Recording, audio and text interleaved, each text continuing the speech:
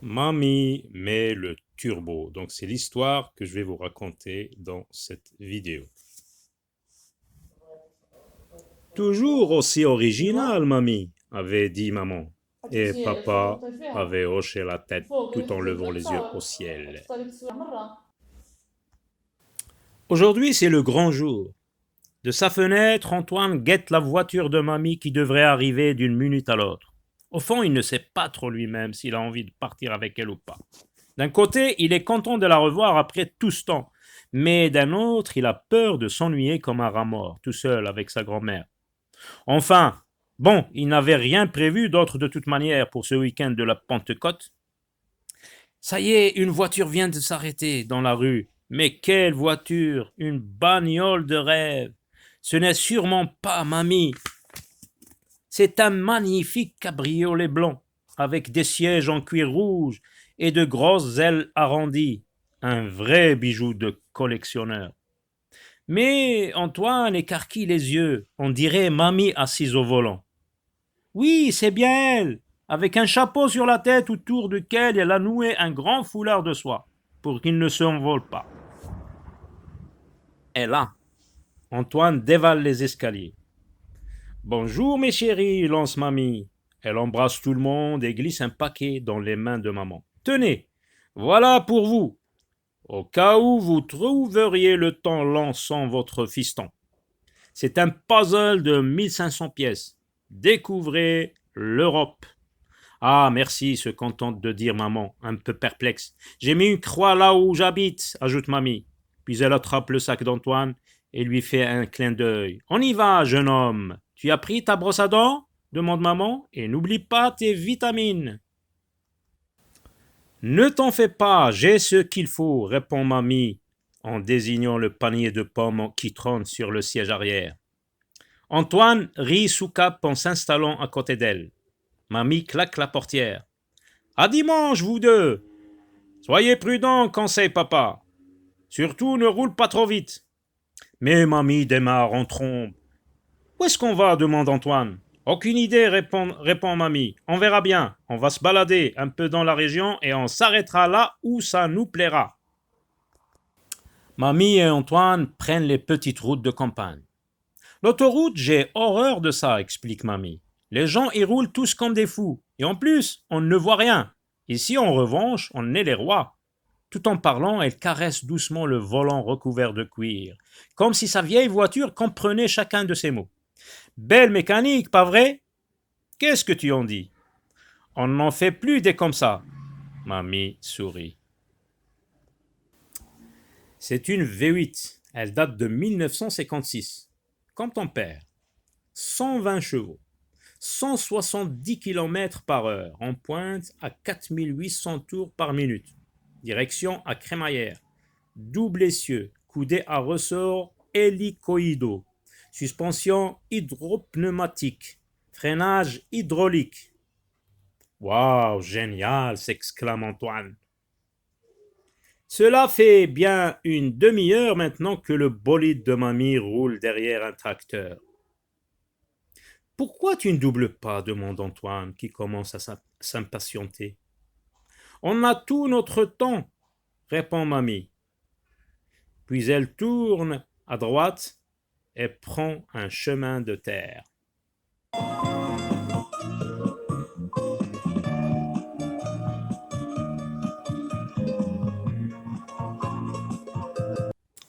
À table, annonce mamie en ouvrant le coffre. Antoine n'en revient pas. D'abord, sa grand-mère étale une grande nappe à carreaux sur l'herbe. Puis elle y dépose un panier rempli de nourriture. Enfin, elle ouvre une malle et on sort de la vraie vaisselle, en porcelaine, et des serviettes en tissu, et même des couverts en argent. Assis au soleil, Antoine et mamie se régalent. Il y a des roulés au jambon avec de la salade, une délicieuse quiche lorraine, puis du fromage. Et comme dessert, des crêpes à la confiture de fraises. Pour terminer, Antoine croque encore une bonne pomme, tandis que mamie déguste un petit café bien chaud et très sucré. C'est toujours comme ça qu'on pique-niquait avec ton grand-père, se souvient mamie. Et elle lui raconte leur départ pour l'Allemagne et sa vie là-bas. Puis Antoine lui parle à son tour de son école et de ses copains.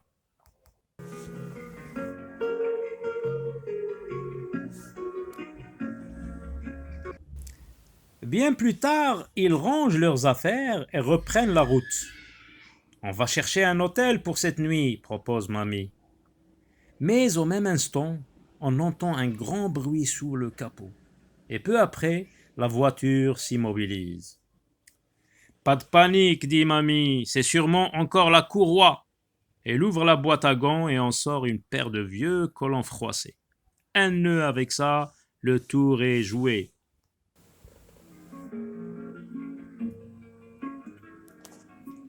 Antoine l'aide à soulever le capot, puis mamie bricole le moteur. Mais au lieu de rouspéter comme papa quand il tombe en panne, elle sifflote en travaillant. C'est alors qu'une voiture de police s'arrête. Je peux vous aider demande gentiment le policier. C'est très aimable à vous, jeune homme, dit mamie, mais je connais ma bête mieux que personne.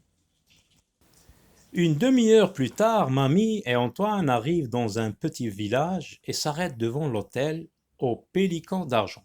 Une belle enseigne pend au-dessus de la porte. Voilà ce qu'il nous faut, déclare mamie.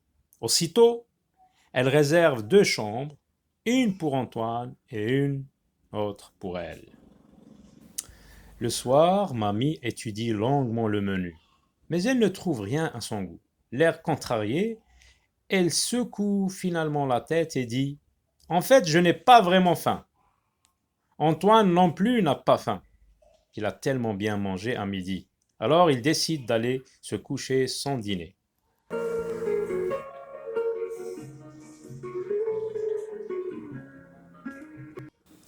Assis sur son lit, Antoine pense à mamie. Pour être original, elle est originale. Ses parents ont raison. Mais quel caractère! Elle a toujours l'air de savoir exactement ce qu'elle veut. En mécanique, elle s'y connaît, comme pas deux. Et en cuisine aussi, sa quiche était un véritable délice. Antoine se glisse sous les draps et ferme les yeux. Il est sur le point de s'endormir quand soudain, un coup à la porte le fait sursauter. Toc, toc, toc, toc. Ça recommence. Toc, toc, toc, toc. Prudemment, Antoine ouvre et fait un bond en arrière. Un fantôme! Mais non, ce n'est que mamie, pieds nus et vêtue d'une longue chemise de nuit blanche. Viens, je voudrais te montrer quelque chose, murmure mamie. Sans bruit, elle emmène Antoine jusqu'au balcon au fond du couloir. Regarde, le ciel est si beau ce soir. Tu vois toutes ces étoiles? En ville, on ne les voit jamais aussi nettement. Et tandis qu'il guette les étoiles filantes, mamie raconte l'histoire du pivret qu'il y a très longtemps troua le ciel à coups de bec. Et c'est par ces petits trous que nous voyons les étoiles, murmure Antoine.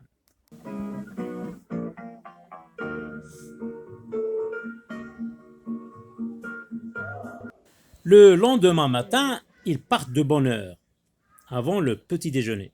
De toute façon, ils n'ont rien de bon ici, dit mamie. Allons plutôt manger de bons gros sandwichs avec une tasse de chocolat chaud.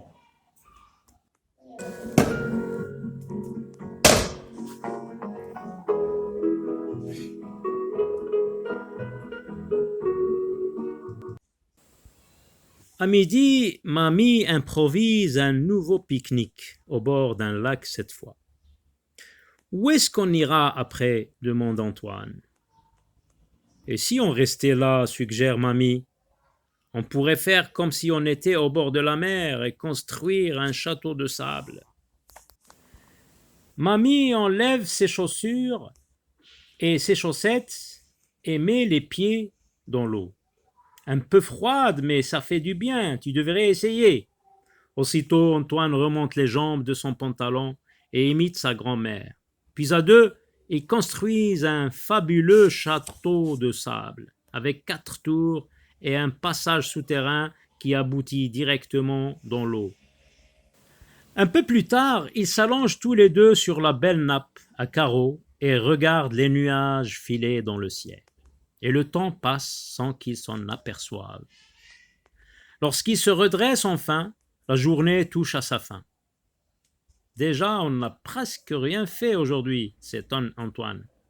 Mais si, répond mamie, on a fait des tonnes de choses. Et maintenant j'ai faim, je t'invite à dîner dans un restaurant super chic.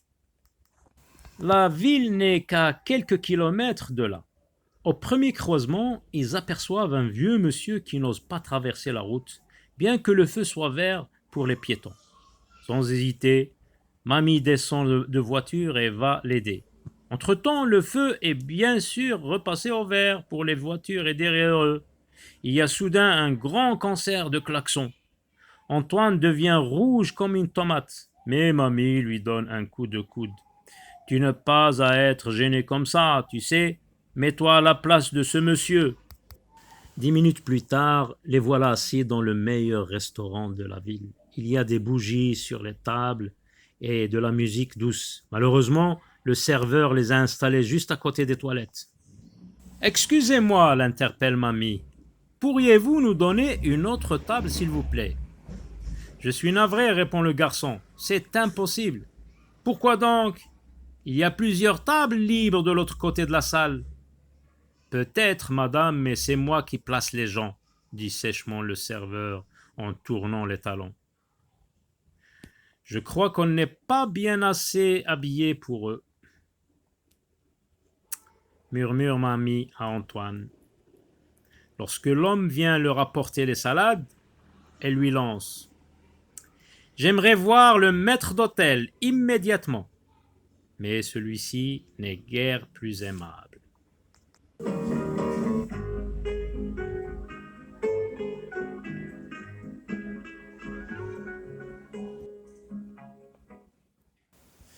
Il ose même dire « Si vous n'êtes pas satisfaite de l'établissement, madame, rien ne vous empêche de le quitter. » Alors, assez fort pour que tous les clients l'entendent, Antoine s'écrie « Oh là, c'est vous qui risquez de le quitter !» Parce qu'on pensait justement le racheter, ce boui-boui. Pas vrai, bonne mamie, maman? Là, même mamie en reste bouche bée. Mais aussi vite, elle lui fait un clin d'œil et dit d'un air pincé. Mon petit-fils a raison. Alors un bon conseil, cherchez-vous un nouveau travail. Viens, Georges-Antoine. Sur ces mots, mamie se lève, prend Antoine par la main et quitte la salle, la tête haute. De loin, le maître d'hôtel les rappelle. Mais, chère madame, attendez, c'est un affreux malentendu. Arrivés à la voiture, tous les deux s'effondrent sur le capot. Quel fou rire! Et maintenant, qu'est-ce qu'on fait? Demande Antoine entre deux hoquets. Tout ça m'a donné une faim de loup. On va se payer une sacrée portion de frites avec du ketchup et de la mayonnaise. Et ensuite, mamie réfléchit. Ensuite, on ira faire une surprise à tes parents. Je me réjouis déjà à l'avance de voir la tête qu'ils vont faire quand ils nous verront tout d'un coup débarquer devant leur porte en pleine nuit. S'ils sont déjà au lit, je m'installerai sur le canapé. Ça, non, pas question, répond Antoine. Dans ce cas, tu dormiras dans mon lit et moi sur le canapé. Marché conclu, dit mamie. Il est presque minuit lorsqu'ils arrivent chez Antoine. Mais ses parents ne sont pas encore couchés. Assis par terre, ils ont étalé le puzzle de mamie sur le tapis. Vous tombez bien, vous allez pouvoir nous aider, s'exclame maman. Vous voyez, on a presque fini, mais il nous manque une petite pièce pour terminer l'Allemagne. C'est moi qui l'ai, répond mamie, en sortant la pièce de son sac. Il y a une petite croix dessus.